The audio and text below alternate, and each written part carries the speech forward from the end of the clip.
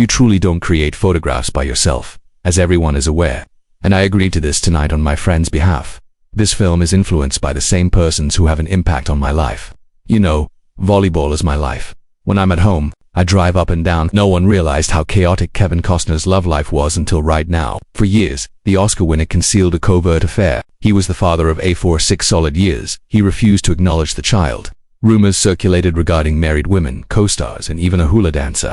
However, following 2 costly divorces, something changed after that, which cost him more than $140 million. At 70, Costner finally acknowledged his true desires in a romantic partner. Additionally, the woman he selected had startled everyone who knew him. Nobody anticipated this Hollywood conclusion. The birth date of Kevin Costner is December 18, 1955, in Linwood, California. He was the youngest of 3 children, boys, while one brother had passed away in 1953 at birth. Sharon, his mother, was a welfare worker. William, his father, was an electrician before becoming a utility executive. The family belonged to the middle class. That's a long way from anything related to entertainment. They had mixed German, English, Irish, Scottish, and Welsh ancestry and Cherokee heritage.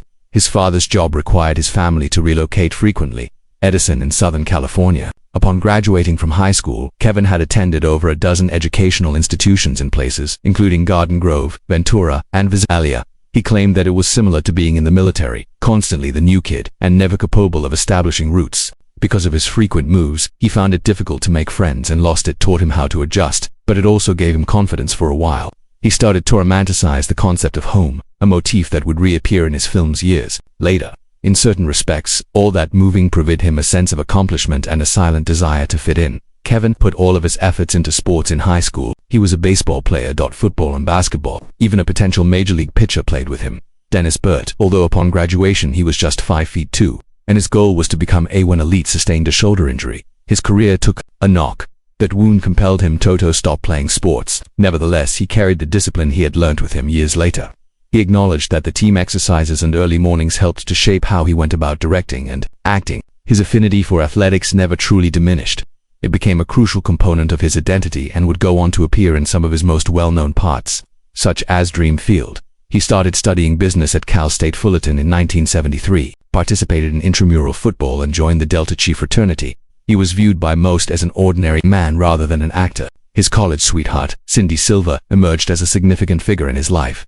In 1978, they were married after graduation. Kevin began slipping off to acting classes at night, but no one knew about it. During his last year, he was hiding it from Cindy as well, going to school 5 evenings a week. His appearance at a charity function in a Smoke Hughie the Bear costume was the only indication that he was interested in performing. Even his close acquaintances claimed they were unaware of his desire to act. Immediately following their nuptials, Kevin and Cindy took a plane to Mexico for their honeymoon in 1978. On the return flight, an odd event occurred. Actor Richard Burton was seated close to them, and he had purchased the adjacent seats for seclusion. Despite his anxiety, Kevin chose to wait till Burton's book was finished. Then he sought guidance.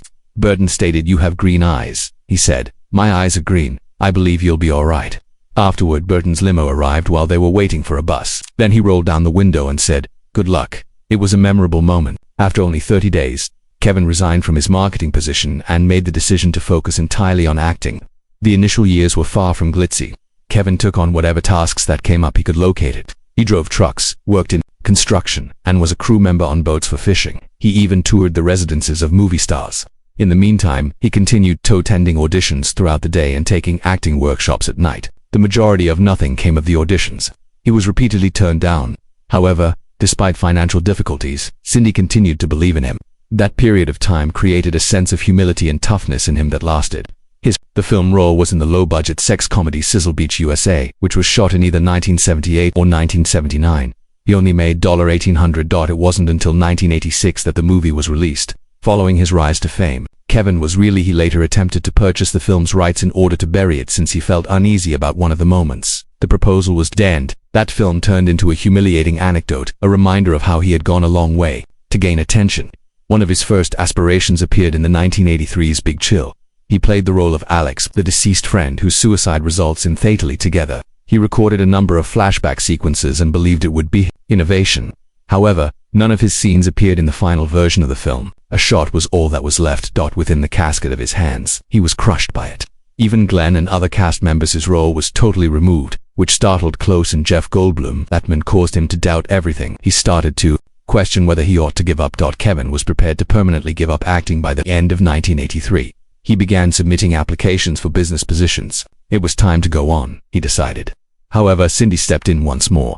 She advised him to wait another year. The year made the difference in the world. He persisted a bit longer, and it was successful. In 1987, he tried out for The Untouchables. Main part he faced 200 other actors, such as Mel Gibson and Tom Cruise. Don Johnson was the director's first choice, but Kevin provided the best screen test and received the component. Everything changed because of the movie. The film drew in $16.20 million on a $25 million global scale spending plan. For the job, Costner received $1 million, which was a significant sum for someone. Remains regarded as a rising star. He and Robert De Niro were on the same screen and Sean Connery. Connery ended up serving as a mentor. Later, Costner, he felt uneasy working close to De Niro. Connery supported him during it all, and even offered guidance on how to enter unexpected celebrity. Their relationship was evident on screen, particularly in the well-known scene of the hospital and morgue. For the part, Connery received an Oscar. Costner turned to leave, not only with expertise but also with actual direction. After just 3 years, Costner made the riskiest decision of his professional life. He made the decision to produce, direct, and participate in Dances with Wolves. Most people believed it would fail. A few even studio executives made fun of it by referring to it as Kevin's Gate, a mean joke based on a previous box office catastrophe. The movie was filmed in 27 isolated South American settings. Dakota featured lengthy passages in the Lakota language and used wild animals. Even the script was nearly non-existent. It originated with Michael Blake, a guy without a job, who urged Costner to read the story night after night until he finally agreed. Though there was a lot of pressure.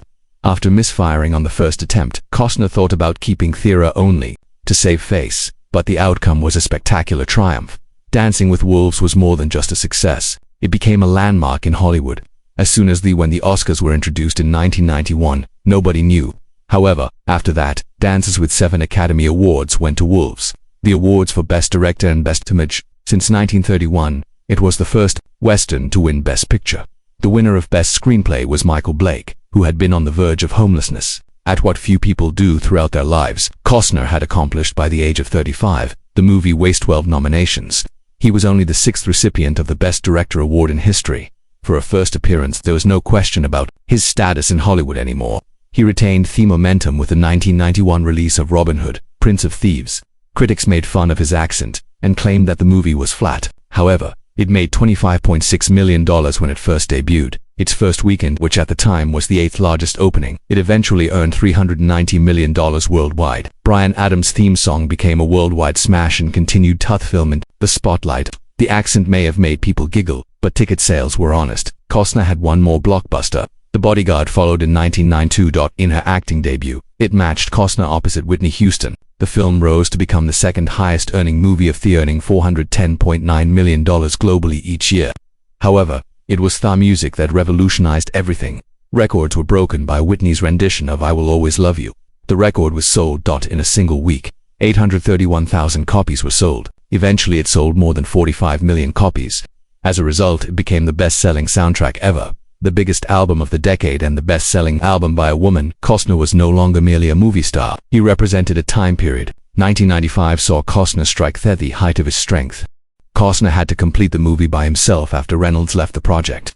Eventually, the film did make back money through domestic and international video sales. Although there was criticism after it was released, it was reported by the media as the height of Hollywood conceit. Costner's tendency to assume command extended beyond Wartold. He had a reputation for revising scripts on numerous settings to improve his own function. Actors, writers, and directors became irritated. He requested several takes things and wants them done his way. He even snipped portions from other actors on Yellowstone. He allegedly modified the schedule to suit his demands years later, even if it annoyed other people. Working with him meant sacrificing creative independence for many. His name was tied to power, vanity, and perfectionism. For even greater control, Costner in 1992, he founded his own business, Tig Productions. He gave it his grandmother's name. He created Dances with Wolves, The Bodyguard, Wyatt Earp, Waterworld, and others through Tig. As well as The Postman. The budgets continued to increase. Runtimes increased. Each and every his stamp was on the detail. While some films did well, others did not. However, Tig consented. Costner once established his own business empire. Kevin Costner transitioned from an Oscar winner top leading for funds to complete his films. The decline wasn't abrupt, but after it continued. In the middle of the 1990s, he had 3 important consecutive fails. Waterworld debuted in 1995.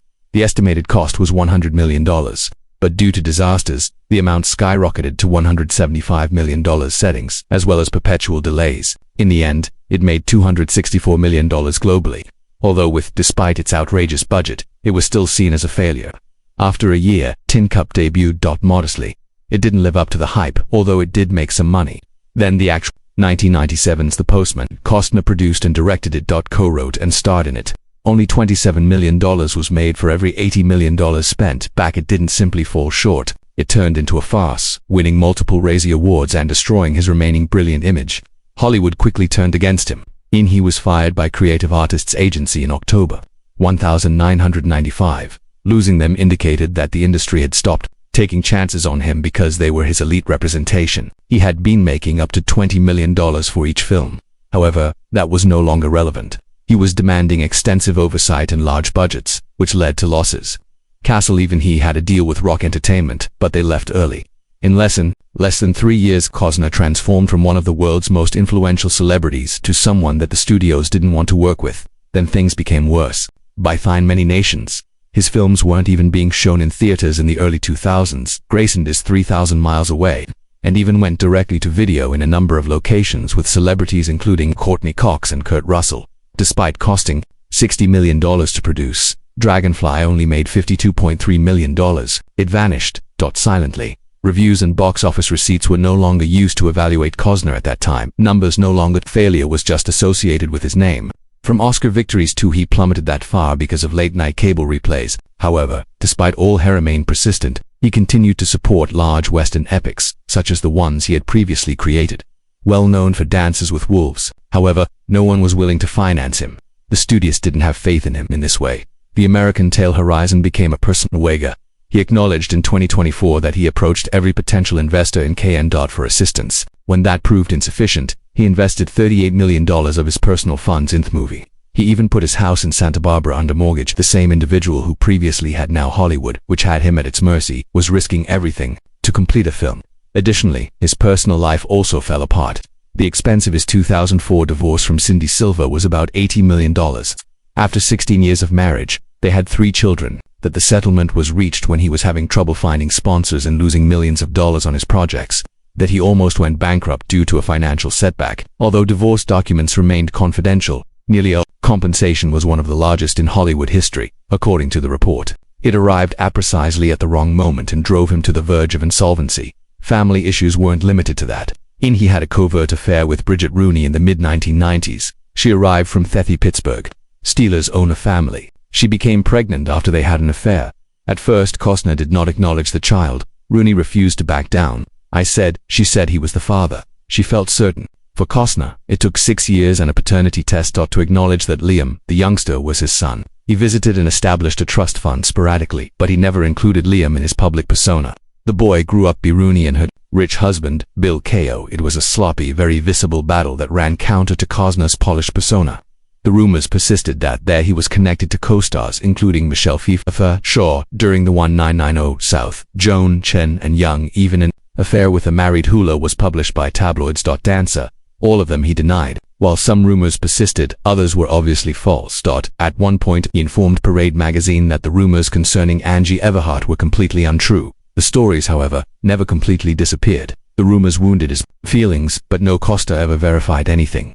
Reputation and made his private life and public persona more difficult. And the paternity test wasn't the end of Bridget Rooney's relationship. They also quarreled about maintenance and custody. Costner wished to avoid becoming very entangled. Rooney desired full acknowledgement and privileges for her kid. Costner reportedly tried to keep things quiet and only occasionally visited. Finally, they reached a legal arrangement regarding support and visitation. But Liam remained with his mother and Florida's stepfather. He is still not regarded as a member of Costner's public family. There is still tension from the case. Drama was there on the sets. As well. It wasn't only that Waterworld was expensive. A friendship was lost. Kevin Costner had previously collaborated with filmmaker Reynolds, who gave him his first significant take the lead. However, their romance fell apart while they were filming. Costner didn't similar to Reynolds' approach. He began revising the screenplay and took authority over the editing.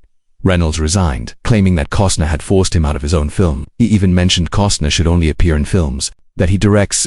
They never collaborated again. The conflict garnered media attention and increased the increasing perception that working with Costner was difficult. One of the biggest stars in Hollywood had been Kevin Costner. However, by 2012, things had changed. He was no longer in the spotlight after a series of failures. Thus, rather of pursuing an of the blockbuster, he took an unexpected action. He played a character on TV. It wasn't any role at all. In the Hatfields and McCoys miniseries on the History Channel, he portrayed Devil Anse Hatfield. It stunned everyone by bringing in 13.9 million viewers when it aired on May 28, 2012. Viewers on the first evening. At that time, it was the most watched cable miniseries. Critics gave admiration to the performance of Costner. He took home the Screen Actors Award, the Emmy, and the Golden Globe. Guild Award. Costner has gone from being forgotten to spearheading a significant return to television. In 2014, 2 years later, he made another wise decision. The Ivan Reitman's sports drama, Draft Day, was at the time, it was established at the course of one stressful 24-hour NFL draft period. Costner portrayed the general manager of the Cleveland Browns, displaying a more reserved and sensible demeanor. Though despite a $25 million budget, the film only generated $29 million worldwide. However, that wasn't the purpose. Costner had no desire to make money. He was gradually restoring confidence. With the viewers, Draft Day gained popularity on streaming services years later. It became a hidden gem in the eyes of NFL fans. The evidence showed that Costner's sluggish and methodical approach was effective. Then 2016 arrived. Costner joined the group Hidden Figures, nevertheless not in the lead. He portrayed NASA Chief Al Harrison in a supporting role. Managing the task group for space. 3 African-American ladies were the subject of the movie, and their aptitude for maths helped convey Americans into space. On a mere $25 million, it generated $236 million globally. Spending plan. It was nominated for 3 Oscars, including Best Picture. More significantly, it demonstrated to Costner his willingness to take a back seat and let others take center stage. That making a choice benefited him rather than hurting him. Each member of the ensemble received a Screen Actors Guild Award, and Costner's standing ace a team player developed. Costner returned to the genre in the same year that had brought him notoriety. Although it wasn't a conventional Western, Hell or High Water has the spirit of one. He was not the leader. He played a supporting role instead, role allowing the narrative to develop with subdued strength. Critics and audiences adored it. The film was nominated for 4 Oscars, including Best Picture. It was dubbed the greatest Western since True Grit by some. Costner had gone back to familiar territory. He didn't, however, use outdated methods. He adjusted and it worked once more. By 2018, everything had changed. The success of the performance was accompanied by conflict behind the scenes. Costner egged with Sheridan about who should control the narrative. As a producer and an actor, Costner requested feedback on the character arc of John Dutton. He even concluded a provision stating that Dutton could only pass away in a moral way manner. Sheridan rejected any outside revisions because he wrote all of the scripts himself. Their arguments were made public. Costner wanted Dutton to remain morally upright and grounded. Sheridan shoved for a dramatic, darker shift. Sheridan once instructed Costner to adhere to performing. There was more to the creative tug-of-war than ego. It influenced how the drama on screen was reflected in the off-screen conflicts. It all came to in 2023. Costner was working on his ideal project, the American saga Horizon, while still devoted to Yellowstone. His patience ran out as the filming continued. For the unaired episodes, he demanded $12 million. Additionally, he asserted the conditions of his contract had been altered by Paramount. At first, he had an agreement for 3 more seasons. As an alternative, the series was divided into seasons 5A, 5B, and a 6th. Perhaps his timeline and his trust were both ruined by that. Argument schedules for filming got worse. Court records from his divorce in 2024 shown the reality. Officially, his contract had expired. The work of Kevin Costner, the second divorce, became a public controversy. In May 2023, Christine, after 18 years of marriage, Baumgartner filed for divorce, which sparked a nasty struggle in court over their 3 kids and a fortune that included a $145 million beachfront real estate. According to their 2004 prenuptial agreement, Christine Hattushi was asked to vacate within 30 days of filing, but she declined. That provision turned into the first significant dispute, and the court decided in favor of Costner. Christine had to go from the later. Christine testified in court that she felt compelled to sign the prenuptial agreement and didn't really comprehend its meaning. According to her solicitors, the agreement was unjust, particularly because it prevented her from inheriting Costner's $400 million fortune. They attempted to have the entire agreement revoked. Costner's group resisted strongly, accusing her of purposeful delay. Although it appeared that the matter would go to trial, in September 2023, they came to an agreement. Months of tension and media attention came to an end with the deal. However, the journey there was anything from simple child support was the main point of contention. Christine requested $248,000 a month, claiming that it was equivalent to Costner's $1.6 million monthly salary. Shethen reduced the request to $16,152. Costner provided far less. In the end, the court mandated that he pay 129 hours $755 a month. Many were astonished by the figure. Individuals. The money wasn't the only topic of discussion. According to Christine's lawyers, the children ought to have a life like theirs with their father. They claimed that their level of comfort had to match his. Achievement, line by line. Forensic accountants examined his revenue. By the court reduced the monthly payment to $6,329 in September. Although it was still a substantial amount, it was much less than what Christine had initially desired. Thoroughly demonstrated how tumultuous and well-publicized their battle had been. Divorce was more than just a marriage breakup. It turned become your representation of authority, seclusion, and the price of celebrity. Rumors concerning Jewel and Kevin Costner started just when everything appeared to be calming down. They were observed in December 2023 at a charity function on Necker Island. Richard hosted the event, which they attended for more than a week. The Jewels Foundation will be supported by Branson. The images sparked discussion about a potential connection, although they both denied it. Later, Costner informed Howard Stern that they never outdated. Jewel claimed that he was just a wonderful person. The rumors persisted. There. Costner was even questioned about Jewel by his kids. Interviews evolved into difficult situations in which he had to clarify the situation. The attention from the media turned a friendship into a romantic tale. Costner and Jewel both insisted on saying their relationship was not romantic. However, once a story begins, it's difficult to put an end to it. As 2024 progressed, Costner continued to be pursued by the paparazzi. Aspen turned into a hot location for rumors. In a December 2024 snapshot, he was seen drinking with Kim Asab, where Jennifer Lopez was. The headlines about a new romance were based on that one image. Later on, it revealed that it wasn't a date and that other celebs were also there.